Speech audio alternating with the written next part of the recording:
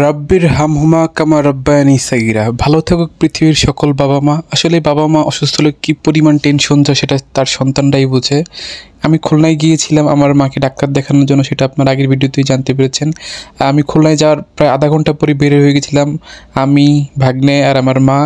আর প্রায় 3 বছর পর আমি আর মা একসাথেই রিক্সায় উঠলাম, যেহেতু মা গ্রামে থাকেন, মার সাথে আর রিক্সায় ওঠা হয়নি। ঢাকায় থাকতে লাস্ট উঠেছিলাম, আর দীর্ঘ 3টা বছর পর রিক্সায় উঠলাম। আর এই তো দেখতে দেখতে আমরা চলে গিয়েছিলাম হসপিটালে।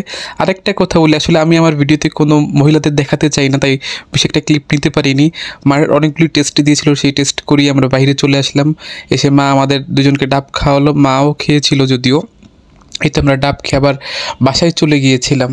আর রিপোর্ট নিতে আমাদের সন্ধ্যার সময় আসতে বলেছিল, তাই আমরা বিকালের দিকে আবার বের হয়ে গিয়েছিলাম। আমরা 3জনই আর খুব হাসাহাসি করতেছিলাম, প্রাণবন্ত ছিলাম। তখন আসলে জানি না যে রিপোর্ট আমাদের জন্য কী অপেক্ষা করছে।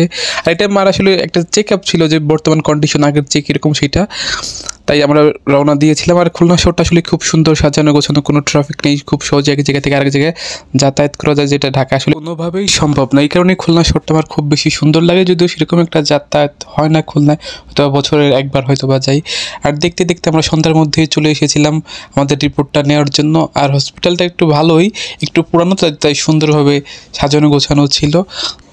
আর যখন প্রতিটা সিঁড়ি আমি বেয়ে উঠছিলাম তখন খুব বেশি টেনশন করছিলাম, আসলে যে রিপোর্টে কী আসবে, ডাক্তার কী বলবে, সেটা আসলে আমাকে দেখলেই বোঝা যায় যে আমি খুব হতাশ ছিলাম। আর যখন রিপোর্টটা পেলাম তখন আসলে মনটা আরও খারাপ হয়ে গেছিলো, যে অনেকগুলি সমস্যায় মার ধরা পড়েছে। বিশেষ করে মার মূলত হার্টের সমস্যা।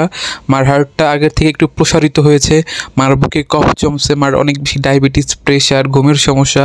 আর যেটা সমস্যা বড় আকার ধারণ করছে সেটা হলো অ্যালার্জি। কখনো মার আগে অ্যালার্জি ছিল না, এখন প্রচুর পরিমাণে অ্যালার্জি। আর মাকে সকল ধরনের খাবার প্রায় একদম নিষেধ করে দিছে, মানে কোনো কিছু আসলে বাদ দেয় নাই যে আপনি কোনটা খাবেন, শুধু না কোনো খাবারই সেরকম খাইতে নিষেধ করছে। তাই মার মনটাও খারাপ ছিল, আর আমাদের সবার মনটাই শুনে খারাপ হয়ে গেছিলো যে সকল খাবারই প্রায় মার জন্য বন্ধ, যতটুকু না খেলেই নয় সেটুকুই মাকে খেতে বলেছে।